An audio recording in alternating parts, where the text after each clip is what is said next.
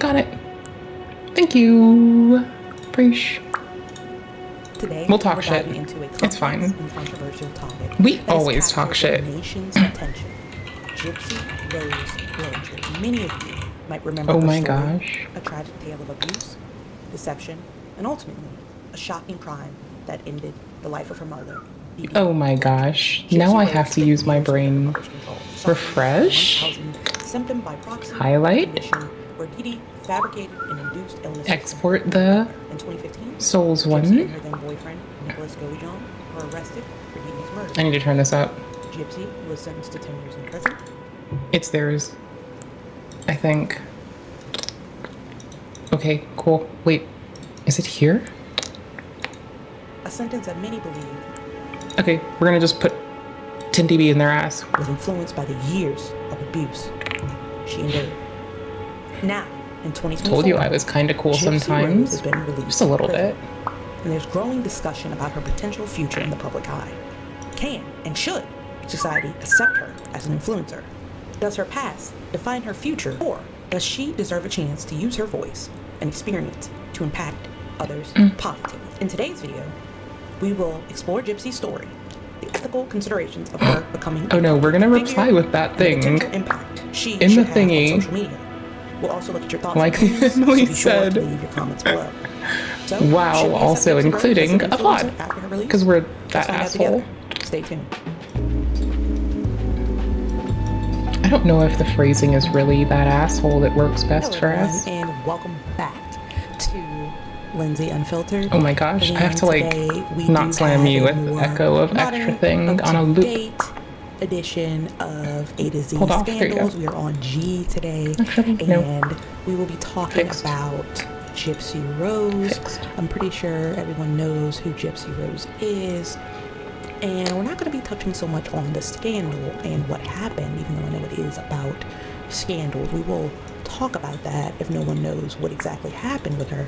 We'll be more touching on if we believe as a society, because I feel like there is a line drawn in the sand if we should let or allow or believe that she should be an influencer, which means she should have millions of followers on social media, branded TV deals after just being released from prison for the crimes that she committed.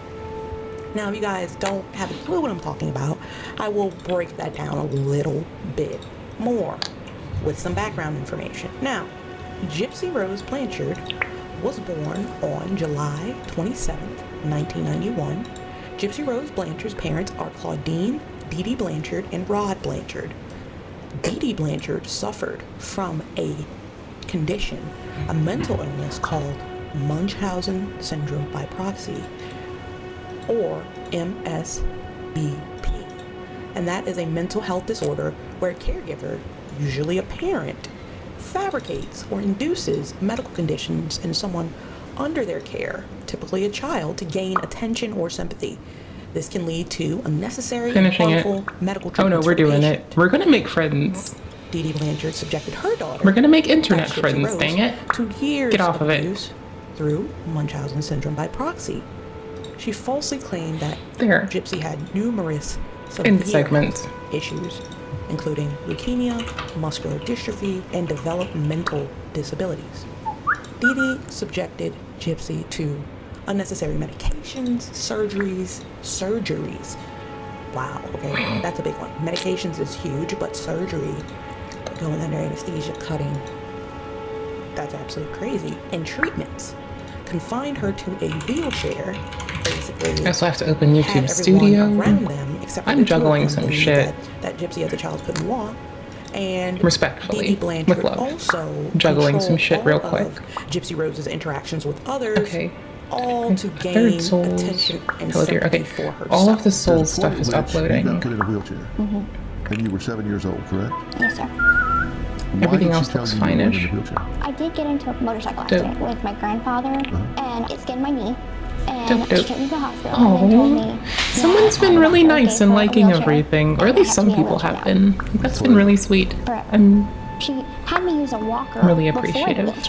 And then after that really motorcycle accident, put in the wheelchair. Why did she tell you you I had to be didn't on a observe walker? that. She That's said cute. that I had muscular That's really kind. dystrophy. Now, it was to gain attention and sympathy for herself, but part of me, Okay, in my publishing opinion, highlight. truly thinks that Dee Dee thought something was wrong with Gypsy. The sheer amount of hospital stays that they went through, the sheer amount of time she was taking her to the hospital, the sheer amount of doctors she was hopping through, I don't think if there wasn't something mentally wrong that she would have done that.